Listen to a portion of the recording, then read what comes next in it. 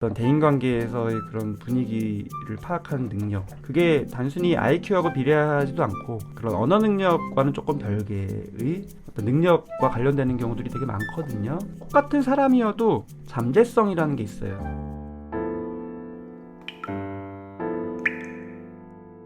사연 주신 분은 지금 20대 후반인데 공무원 시험 준비 중인데, 지금도 이제 물론 힘들지만 학창 시절, 어린 시절부터의 경험들을 쭉 얘기를 해 주셨습니다. 근데 제가 좀 여쭤보고 싶은 게 있는데, 사연에서는 어린 시절부터 이제 친언니한테 따돌림도 당했다. 또 유치원 때도 그랬고 초등학교 때도 그랬고 중학교 때도 그랬다. 오죽하면 내일은 저승에 가 있으면 좋겠다고 생각을 했다. 이제 이 정도로 굉장히 힘들게 지내신 거거든요. 따돌림 경험을 반복적으로 학창 시절에 교우 관계에서도 계속 경험을 하셨다라고 간략하게 이제 말씀을 해주셨고, 또 그 시절 중고등학교 시절이 너무 부끄러워서 기억하고 싶지가 않다. 또 기억도 잘 안 난다. 그렇게 얘기를 해주셨는데, 이게 사람의 기억이라는 게 예전 일에 대한 기억력 자체, 어린 시절이 어느 정도 기억나는지, 학창 시절이 어느 정도 기억나는지, 개개인별로 기질적으로 그런 기억력 자체나 양이 다를 수 있지만, 이 기억이라는 거는 그런 영역도 있지만 그때 그 상황에서의 나의 감정 상태에 따라서 그 기억을 하는 양이나 정도 같은 게 많이 바뀌는 거를 많이 저는 경험합니다. 쉽게 말하면은 기억이 잘 안 난다는 게 그냥 이유 없이 안 나는 건 아닌 것 같아요. 분명히 그때 내가 감정적으로 굉장히 힘들었고, 그런 감정을 이제 기억이 만약에 살아있으면, 인식하고 의식적으로 자꾸 기억이 살아나면 그때 동반된 감정들도 자꾸 올라오기 때문에 나도 모르게 무의식적으로 감정을 억압하기 위해서 기억 자체를 줄이는 그런 방식이 많이 되거든요. 그래서 지금 사연 주신 분은 그때 기억이 잘 안 난다, 그냥 대략적으로 따돌림 당하는 반복적인 삶이었다라고 하시지만, 물론 그게 참 부끄럽고 괴롭고 그래서 기억도 안 나고 기억하고 싶지도 않겠지만, 참 희한하게도 상담을 정기적으로 하다 보면 그 부분을 일부러 질문하지도 않고 또 기억해보라고 강요하지 않아도 나도 모르게 서서히 그 감정들이 조금씩 해소되면서, 감정 해소되면은 그 억눌렀던 기억들을 또 이제 다시 올라오게 되겠죠. 왜냐하면 감정이 힘들었어서 억눌렀었으니까 감정이 해소되면서 기억이 올라와요. 또 내가 조금 힘들더라도 아예 그냥 들여다보지 않는 것보다는 살살, 제가 항상 강조드리는 게 수위 조절이잖아요. 조금씩 내가 견딜만 하면 조금씩 기억하고 싶지 않은 그 기억들을, 그거를 털어놨었을 때 충분히 나를 공감해주고 지지해주는 그 분위기 속에서 조금씩 얘기를 하는 것 자체가, 그때의 기억과 동반된 그 감정이 너무 상처여서 얽혀있고 그게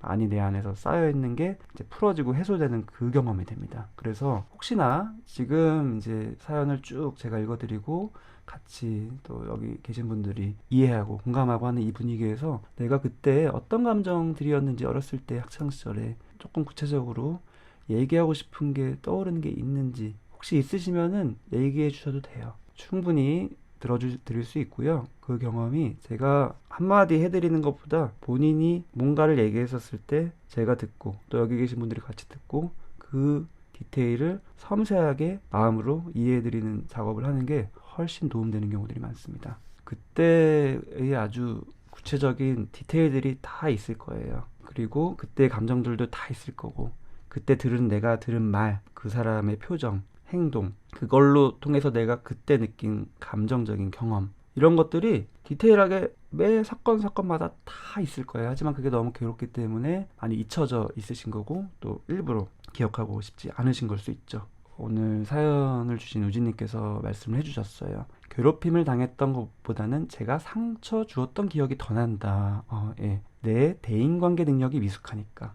친구 중 하나가 나를 차별하는 것 같다고 왜 나한테만 못되게 말하고 행동하냐, 너 진짜 왜 친구가 없는지 알겠다라고 했던 부분들, 너랑 같이 놀기 싫다는 것, 그런 게 기억이 나요. 그때 나는 따돌림 당할 수밖에 없는 성격이 이제 된 거구나 생각이 들었어요. 왜 굉장히 디테일이 있네요. 근데 이런 경우 굉장히 사실은 많아요. 이게 사실은 더 괴롭기도 합니다. 더 떠올리기 괴로워. 왜냐하면은 차라리 감정이 한쪽으로만 쏠리면 나아요. 차라리 감정이 그 나를 괴롭힌 사람들에 대한 화나 분노나 미움이나 이런 거로만 감정이 이제 가면은 차라리 나아요. 그 사람들을 원망하면 되니까요. 하지만 지금 우진님은 내가 사실 그 괴롭힘 당했던 것보다 물론 그것도 힘들었을 건데 내가 그 사람들한테 상처를 줬던 기억이 난다.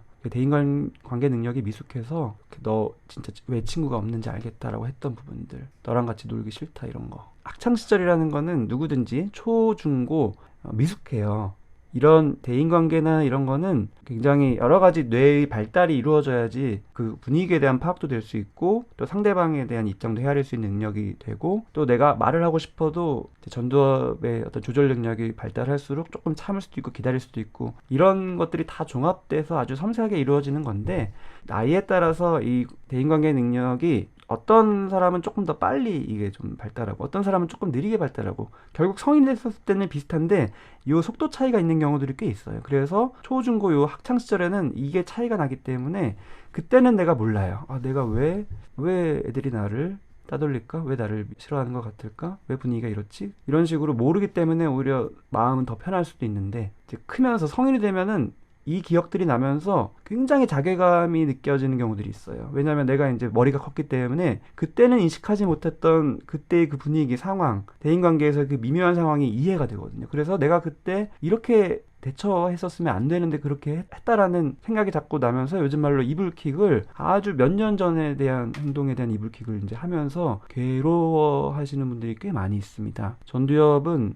그래서 능력이 되게 늦게까지 발달해요. 보통 20대 초반? 중반까지. 몸은 뭐 이미 청소년 때, 중고등학생 때 다 키도 크고 다 큰 것 같지만 성장이 다 이루어진 것 같지만 뇌의 전두엽은 가장 늦게까지 발달을 해서 이런 능력들이 좀 사람마다 차이가 있고 그래서 학창시절 때 다를 수가 있는 건데 요즘에는 또 이거 가지고 분위기가 따돌리거나 괴롭히거나 놀리거나 이렇게 되면서 오히려 더 위축되고 그리고 또 이런 식으로 위축되면 불안하고 긴장된 상태가 되면은 이 뇌 발달에 또 지장이 되죠. 그래서 또 악순환이 일어나는 경우들도 많이 있습니다. 그래서 더 느리게 발달하고 내가 당황하고 긴장되기 때문에 그때의 상황 파악이 더 안 되기도 하고 이런 식으로 악순환이 되는 경우들이 되게 많아요. 따돌림 관련해서는 정말 이제 상담을 하면서 경험하는 게 너무 많기 때문에 진짜 이게 사회적으로도 물론 큰 문제지만 개개인으로 봤었을 때 엄청나게 힘든 경험입니다. 그래서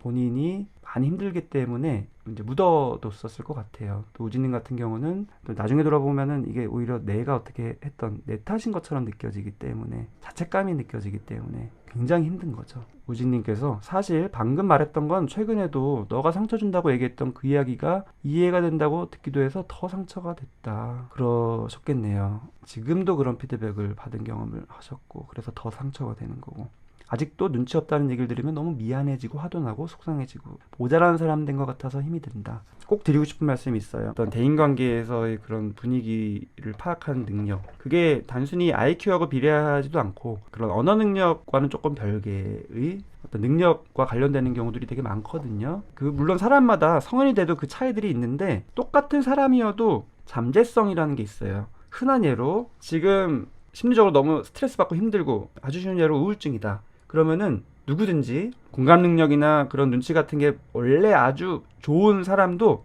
심리적으로 힘들어지는 상태가 되면은 이런 능력이 쫙 떨어져요. 시야가 좁아지고 그런 미세한 것들을 파악한 능력이 떨어지고 그래서 흔히 우울증 때 인간관계가 굉장히 악화가 됩니다.